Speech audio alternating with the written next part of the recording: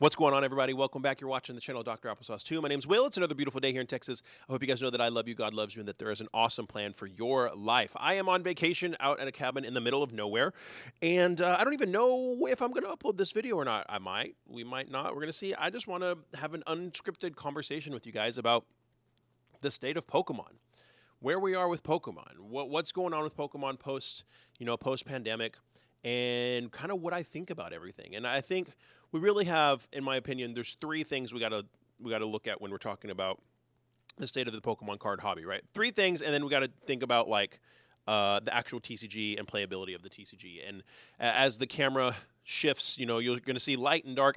It's my OCD showing me this, right? The camera gets lighter and dark because we got clouds and sun, and there's going to be a lot of sun and not a lot of sun.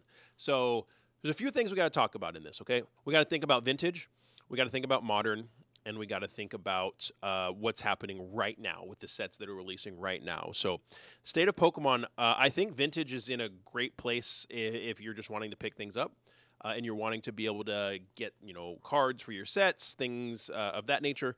You're wanting to be able to get some vintage for decent prices. It's a great time. I'm currently just slowly, finishing out my Legendary Collections reverse foil set. And I can pick up these cards at relatively affordable prices, at conventions and stuff like that. Every time I see a good deal on something, from time to time, I'll see a good deal and I'll grab something and I'll pick it up and then I have it. And yes, that gets to go in the binder. Awesome. It's good stuff. I think for the most part, we're talking about singles with vintage is like that. Now, I maintain that, no disrespect to anybody, okay? It's just stupid to open vintage right now if you're searching for something.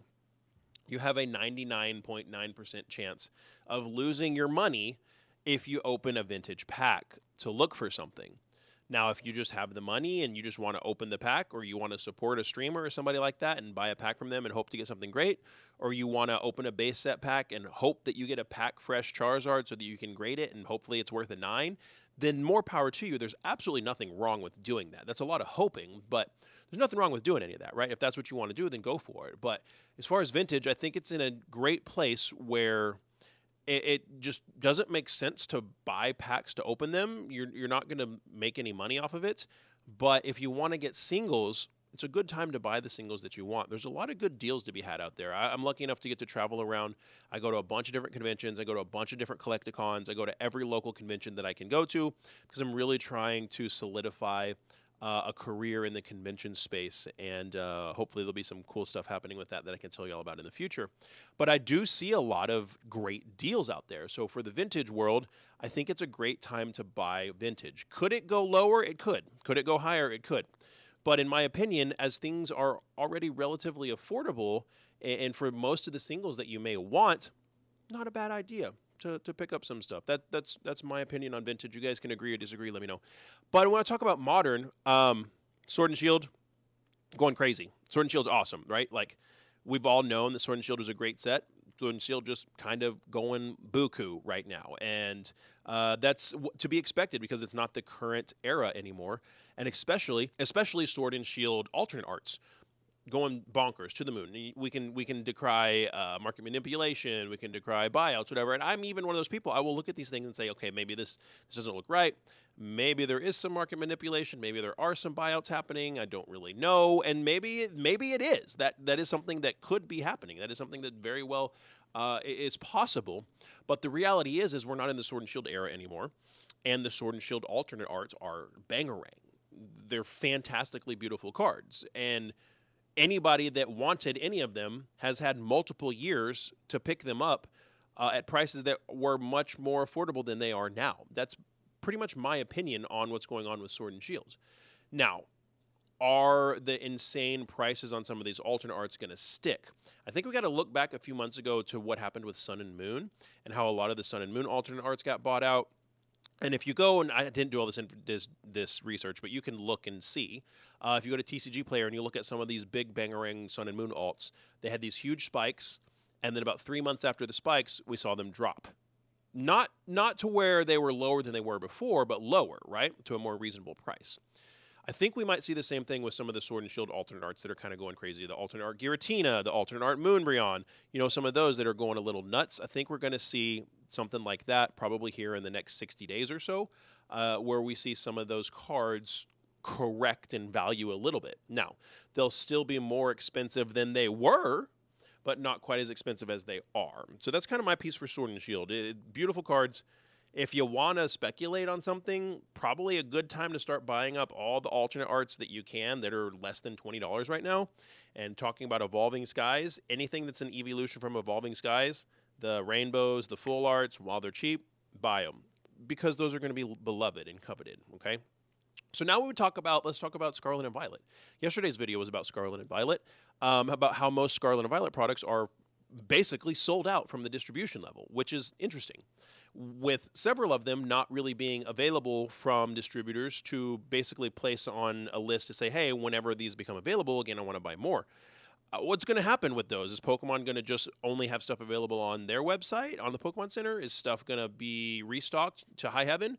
Or is Pokemon correcting the amounts of product that are being created in order to make sure that the secondary market has a little bit of health to it? Because Pokemon is smart enough to understand that if there isn't at least a somewhat healthy secondary market, then there will be no primary market. Nobody's going to buy anything that loses its value as soon as you buy it. That's what we're seeing with Funko, and Funko just dying because you go buy a Funko Pop for $15 and you walk out the store and it's worth $5 2 days later.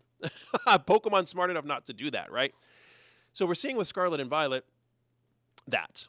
And to be frank with you guys, we're seeing beautiful cards from the Scarlet and Violet era. The illustration rares and the special illustration rares, while maybe not as, if you can say nostalgic for the Sword and Shield alternate arts, maybe not as, beloved as those, because Sword and Shield really brought the alternate art game up to the next level. There is still some fantastic and gorgeous artwork coming out in the Scarlet and Violet era, just from a collecting standpoint. Lots of beautiful cards to collect. Lots of really, really cheap cards right now. You can look at the history of Pokemon with a 100% positivity rate that this has happened over time. Every set is worth more than it was when it was released. Every single one. You can apply that to the Scarlet and Violet era. It's going to happen. And what we're seeing with Scarlet and Violet is we saw sets that tanked down to like $80, $90 and that are recovering, that are now, $100 plus. But the two most recent Scarlet and Violet sets never tanked like that. They're both around $110 and they're brand new. So you're seeing a lot more stability in the recent Scarlet and Violet sets because the cards were printed a little bit less. And the newest one, Twilight Masquerade, has a big bangarang card in it that everybody wants, that dang old Greninja. So that's kind of what's going on with Pokemon. And then in the Pokemon the game people actually play, I don't think it's been this is the healthiest it's been in a long time. Tons of people are playing. There's a new format coming, A-Spec, things like that are being introduced or reintroduced into the TCG that people are loving. People are absolutely loving it, and people are still actively playing it. One of my favorite things to see is when people say, does anybody actually play Pokemon cards? Yeah, you doofus. People actually play. You just don't pay attention. You're so stuck in your little collector mindset that you want to act like you're high and mighty and better than everybody that you're not actually seeing that actually people play. If you're just a collector and you don't really see that people play, that's okay. But you don't have to rub it in other people's faces to make it seem like you're holier than thou because you're just a part of the collecting community and, people don't actually play. No, thousands and thousands and thousands and thousands of people play the Pokemon TCG, and it's a fun game, and we're seeing health in that area. We're seeing cards that are coming out that people need, which is a factor in all of this. Now, the vast majority of people that purchase Pokemon cards are just doing it for the fun of it, but be that as it may, there's still a lot of health there. So that's kind of the state of Pokemon, in my opinion. I think Pokemon's in a great place. Pokemon's healthy.